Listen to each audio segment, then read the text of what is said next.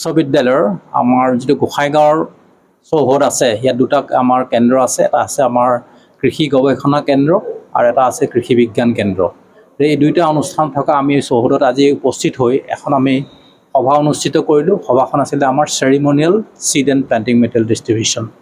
এইবাৰ আমাৰ অসম চৰকাৰৰ কৃষি বিভাগৰ যিজন মাননীয় মন্ত্ৰী শ্ৰীযুত পীযুষ হাজৰিকা ডাঙৰীয়াই এটা আদৰণীয় পদক্ষেপ লৈছে যে আমি কৃষিৰ বতৰ আৰম্ভ হোৱাৰ আগতেই, ধৰক আমাৰ এতিয়া খাৰিফ বতৰ এতিয়া চলি আছে, খাৰিফ বতৰত আমি কি কি শস্য কৰিব পাৰোঁ।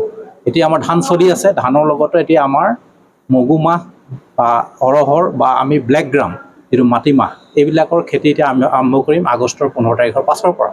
গতিকে খেতিৰ ঠিক আগে আগে আমি কৃষকসকলৰ মাজত এই খেতিটোৰ বিষয়ে সজাগতা অনাৰ বাবে আমি এটা চেৰিমনিয়েল ডিষ্ট্ৰিবিউশ্যন কৰিবলৈ আমি অসম কৃষি বিশ্ববিদ্যালয়ৰ এটা পদক্ষেপ হাতত লৈছোঁ।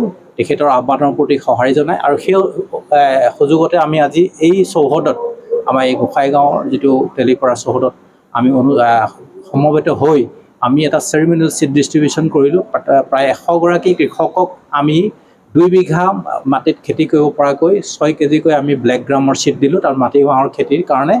আৰু লগতে আমি প্লেণ্টিং মেটেৰিয়েল দিছোঁ, আমি কোকোনাট দিছোঁ, এৰিকানাট আৰু নাৰিকল, তামোল আৰু আছাম লেমন, এইকেইটা বস্তু আমি দিছোঁ যাতে আমি অসমত যিটো উদ্যান শস্যৰ খেতিৰ প্ৰতি আমাৰ কৃষকসকলক আমি আকৰ্ষিত কৰিব পাৰোঁ, তেওঁলোকক অনুপ্ৰেৰণা দিব পাৰোঁ। তাৰ কাৰণে আমি এইকেইটা পুলিও আমি তেওঁলোকক এই ডিষ্ট্ৰিবিউশ্যনৰ লগতে দি দিছোঁ।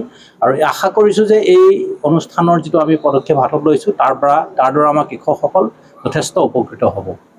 আমি এইটো যে মাহজাতীয় শস্যৰ ওপৰত কথা কৈছোঁ, ভাৰতবৰ্ষত এতিয়াও আমি মাছ, যদিও ভাৰতবৰ্ষৰ largest producer, largest consumer and largest importer in case of pulse, তথাপিও কিন্তু আমাৰ ভাৰতবৰ্ষ এতিয়াও বহুত পিছ পৰি আছে আমাৰ ঘাটি উৎপাদন, ডেফিচিট প্ৰডাকশ্যন ইন পালছত। অসমতো প্ৰায় 50% ওপৰত আমাৰ ঘাটি উৎপাদন। গতিকে আমাৰ ভাৰত চৰকাৰে এটা পদক্ষেপ লৈছে যে নেশ্যনেল পালছ মিছনৰ অধীনত আত্মনিৰ্ভৰতা ইন পালছ নামেৰে এটা প্ৰজেক্ট আৰম্ভ কৰিছে। আৰু তাৰ প্ৰজেক্টৰ মানে মেইন উদ্দেশ্যটো হৈছে যে আমি 2030-31 চনৰ ভিতৰত আমাৰ গোটেই ভাৰতবৰ্ষ পালছৰ ক্ষেত্ৰত স্বাৱলম্বী হ'ব।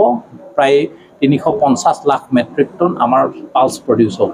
আৰু সেই উদ্দেশ্য আগত ৰাখি আমি যিটো প্ৰগ্ৰেম আমি হাতত লৈছোঁ ব্লেক গ্ৰামৰ চিড ডিষ্ট্ৰিবিউশ্যন, তাৰ লগত সামঞ্জস্য ৰাখি আমি এই প্ৰগ্ৰেমটো আৰম্ভ কৰিছোঁ। ধন্যবাদ।